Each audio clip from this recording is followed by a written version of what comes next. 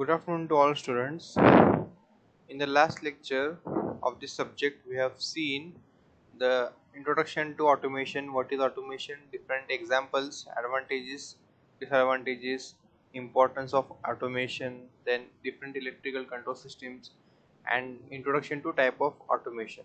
So today we are going to see the introduction to relays and contactors, because the relays and contactors are crucial parts of automation and control systems. Okay, so the representation of relays and contactors in the electrical circuit is identical. Okay, the symbol of both are quite identical as their operating principle. So first of all, relays are used to switch relatively small output and current, okay, very small output, and contactors to switch large output and currents. For example, relays can be used in systems consisting of small voltages and currents like simple electronics and electrical circuits, and contactors are used for large circuits, okay, like HVAC, HVDC, etc. So what is a relay? Relay is an electrically coupled switch or electromagnetically actuated switch. So basically it is a electric magnet. Current flowing through the coil of the relay creates a magnetic field which attracts a lever and changes the switch contacts. Okay, its relay is nothing but a switch which is actuated by electromagnetic induction. Okay, and it is electrically operated switch. The coil can be on or off. So relay has two switch positions, and most have double throw switch contacts. Okay, we will see this in detail. So types of relay. Relay are usually single pole double throw or double pole double throw, but they can have many more sets of switch contacts. For examples, this is a relay, simple relay, in which there are two contacts. First one is normally open, second one is normally closed, and third one is common. Okay, so NO means normally open, means at the time of start it is open, and NC means at the time of start it is closed. So poles are the number of sets of contacts, okay, and then throw, the number of positions or combinations, open or close, the contacts have. Okay, these are the several types of relays. As I have said earlier, these are usually single pole double throw. Okay, single pole double throw, single pole single throw, then double pole single throw, then double pole double throw. So in case of single pole single throw, there are, this is relay, okay, and this is a coil. This one is a coil of the relay which will be excited by electromagnetic induction, and according to the amount of electricity or current, the contact will close, okay, if it goes higher than the normal range. So this is a single pole single throw. Okay, so it has only one single switch. Okay, in case of single pole double throw, it has two contacts, okay, A and B. So it can either be BC or AC. In case of double pole single throw, there are two poles, okay, and only one throw, means one switch. And in case of double pole double throw, each pole has two switches. Okay, the relay switch connections are usually labeled as common, normally closed, and normally open. So common means always connect to this. This is the moving part of the switch. Okay, then normally closed means common is connected to this when the relay is off. You can see here common, this is common. If it is normally closed, then common is connected to this when the relay coil is off. Okay, if it is NC means normally closed, then COM is connected to NC when the relay coil is off, and if it is normal, normally open, then COM is connected to the switch to this when the relay coil is on. So you can connect to COM and normally open if you want to switch the circuit to be on when the relay coil is on. Then you can connect to COM and normally close if you want the switch circuit to be on when the relay coil is off. Okay, so this is relay building diagram. You can see here, this is a real image of the relay, practical image, and the actual relay building diagrams. Okay, so as we can see here, for the construction of relay, the main parts are first of all the coil, then the contacts, then spring, then yoke means the body of the relay, then the armature. Okay, so simple electromagnetic relay consists of a coil of wire wrapped around a soft iron core, and this iron yoke which provides a low reluctance path for the magnetic flux. Also a movable iron armature and one or more sets of contacts, okay, depending upon the single pole double throw or single pole single throw. The armature is hinged to the yoke and mechanically linked to one or more sets of moving contacts. It is held in place by a spring so that when the relay is de-energized, there is an air gap in the magnetic circuit. Okay, so there are two operating sections. First one is energizing of the coil, then de-energizing of the coil. Okay, so the spring is used for that particular switching of the operation. So when electric current is passed through this coil, it generates a magnetic field that activates the armature. Okay, then after the activation of armature is done and the consequent movement of the contacts, it makes or breaks a connection with a fixed contact. Okay, so when a electric current is passed through the coil, I'll repeat, then it generates a magnetic field that activates the armature, and depending upon the movement of the contacts, it either makes or breaks the circuit. Okay, depending upon the construction. So if the sets of contacts was closed when the relay was de-energized, then the movement opens and breaks the connection, and vice versa if the contacts were open. Okay, so now when the current to the coil is switched off, the armature is returned by a force approximately half as strong as the magnetic force. So usually this force is provided by a spring. Okay, but there is gravity, and most relays are manufactured to operate quickly. So in a low voltage application, this reduces noise. In a high voltage or current application, it reduces arcing. Okay, arcing means spark of the electric supply. Then this is the diagram of a relay where this is power source. Okay, then this is a control switch, then this is a coil, control coil on an iron core. These are the contacts which are normally open at the start. Then this is the output to the load.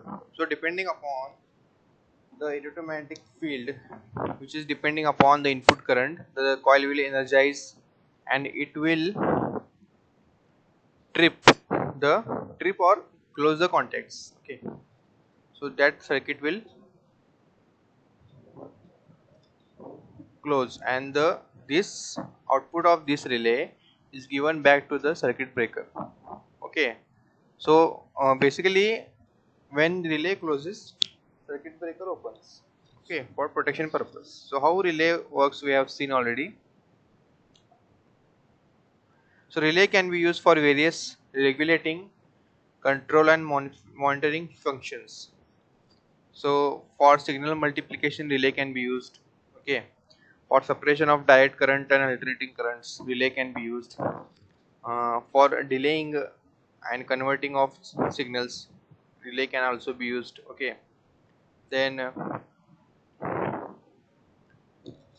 here is an example circuit diagram which shows how we can use different relays with ICs for traffic light system control. Okay, this is a traffic light control kit where there are 3 transistors, then 2 ICs, resistors, and capacitors attached. Okay, so it is used on the timing principle. Okay, like a CMOS. Now this circuit diagram can be used to control traffic in public areas. Now in this case, this IC2 is the heart of the circuit. It is a decade counter. Okay, so in this counter, for every pulse, this is a 14 pulse IC. Okay, potential keeps shifting from D1 to D9. Okay, from D1 to D9 cycle, D1 and D9 in cyclic order. Okay, IC1 is used as a pulse generator and generates pulses in regular configurable intervals. These intervals can be changed by using this variable resistor. The circuit is designed in such a way that out of 9 pulses, okay, these are 9 pulses, relay RL1, you can see here the relay RL1, RL2, RL3, 3 relays are there. Relay RL1 remains triggered for 4 pulses. Okay, the 4 pulses are combined, these are the diodes, okay, D1 to D9. So the output of these 4 diodes is given to a transistor, then it is given to a relay. Okay, so this relay 1 is triggered for 4 pulses. The relay 2 is triggered for only one pulse, okay, from this diode, and the remaining 4 is used for triggering of relay 3. Now since D1 to D4 provide current to T1, this one D1 to D4 provides current to T1. T1 is on whenever there is potential of any diode from D1 to D4, which keeps R1 triggered, this relay 1 triggered. Similarly, the other diodes are responsible for the triggering of RL2 and RL3. Okay, so now red, yellow, green lamps can be connected to the relays, output of the relays, and respectively you can complete your controlling of traffic lights, okay, according to the decade principle. Now next one is contactors. Okay, definition of a contactor. So relay that can handle the high power required or high current rating to directly control an electric motor or other loads is called as contactor. So basically you can call it as a pro version of a relay. Contactor is nothing but advanced and high capacity version of a relay. So whenever there are large applications, large power requirements, we can use contactor. A contactor is also an electrically controlled switch used for switching a power circuit similar to a relay except with higher current ratings. Okay, contactors are used to control electric motors, like then lighting, then heating, capacitor banks, and other electrical loads. So basic components of a contactor. This is how the contactor looks like. Okay, so contactor has 3 components: the auxiliary, the contacts are the current carrying part of the contactor. This includes power contact, auxiliary contacts, and contact springs. The electromagnet which is inside this relay, controller contactor, provides the driving force to the closed contacts. The enclosure is framed housing. You can see here the practical figure of a contactor. So the basic contactor will have a coil input which can be driven by either DC or AC supply, okay, depending upon the contactor design. The coil may be energized at the same voltage as the motor or may be separately controlled with a lower coil voltage. better suited to control by programming controllers or PLC and lower voltage devices. So operating principle. So unlike general purpose relays, contactors are designed to be directly connected to high current load devices. Okay. Relays tend to be of lower capacity, as we all know, and are usually designed for normally closed and normally open applications. So devices switching more than 15 amperes or in circuits rated more than a few kilowatts are usually called contactors. Okay. Apart from optional auxiliary low current contacts contactors are almost exclusively fitted with normally open contacts. So unlike relays, contactors are designed with features to control and suppress the arc produced when interrupting heavy motor currents. Okay, so it's quite an advanced version of both relay and circuit breaker.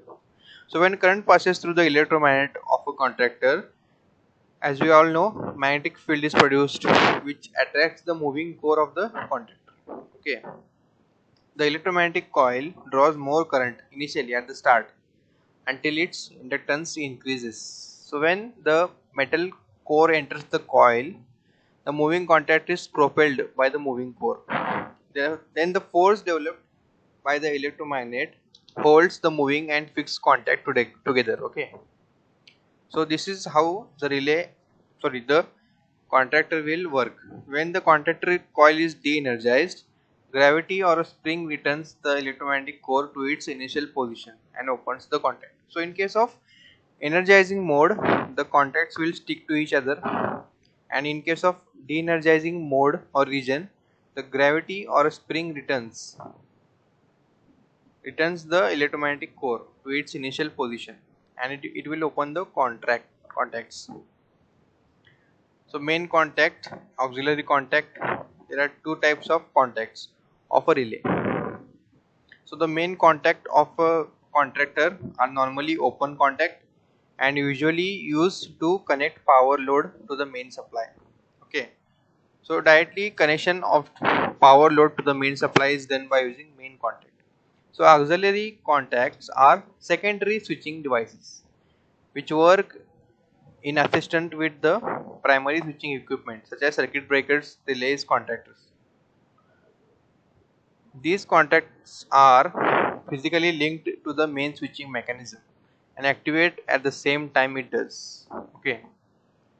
So example application of contactor in motor control system. So DL, you can see a direct online motor starter. Okay, it has contactor, okay, and your three-phase motor. So after the contactor there is connection of motor which will ensure the security and prevent the any hazardous high current surges to the motor. So contactor is linked before the motor connection. So next one is star delta motor starter. So the difference between relay and contacts. Simple difference we can see here.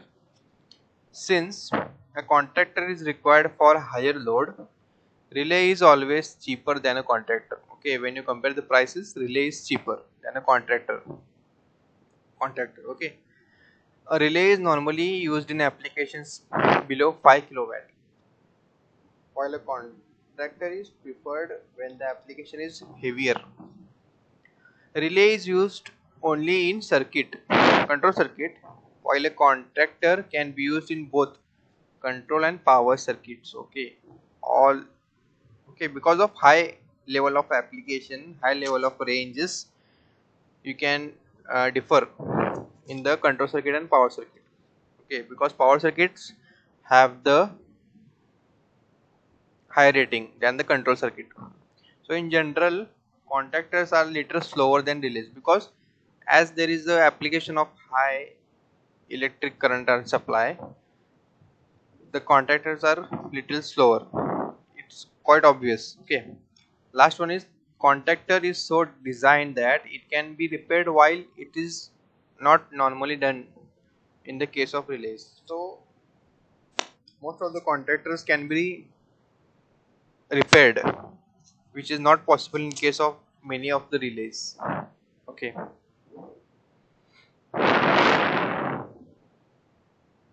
Now next part, this is already we have seen difference between pneumatic, hydraulic and electrical control systems. Okay, you can see it here. So whenever such question will be asked in the exam, difference between the pneumatic, hydraulic and electric control system, you have to go to this. Okay, so now already we have seen this relay. I zoom out. So these are different connections of relay, like 4 pin, 5 pin, 6 pin, single switch or dual switches. This already we have seen. We have seen the types of relays and double pole types. Okay, application. So example of relay. In case of vehicle horn. Okay, day-to-day application. Okay, first of all, there is a fuse of 15 ampere in the battery. We already know 15 and 10 ampere. Three fuses are there. So in the BS4 model, there are three fuses. In case of BS6, there are at least 2 or 3 switches. Then horn relay is used. This is the horn relay. I'll zoom it. If you have gone to the mechanic, he is saying that you have, if your horn is not working for a certain period of time, when you go to the mechanic, he will say you have to change the cutout, horn cutout. Okay, that's nothing but the relay, horn relay. Okay, if it is not working, if the horn is not working, you have to change the horn relay. Okay, then these are horn switch, which is connected to your accelerator. Okay, then this is the output horn. Two horns are there. This is also the connections. Okay, this is a simple example of relay which we are using in our day-to-day life for purpose of horn. As we have already seen this relay in traffic light system. Okay, depending on the decade principle, we have seen the contactors. These are wide. Yes, and last one, the difference between relay and contactor. Okay, these are the important points as far as both points are concerned for examine and so for knowledge purpose. So this is about today's lecture. Okay, we will wrap up here, and in the next lecture we are going to see the different introduction to PLC. Okay, types of PLC. We are going to see how it works. So I hope you have understand all the concepts. If you haven't understood any concept, please contact, and if there is any doubt, you can feel asked to free. Okay, so goodbye and take care.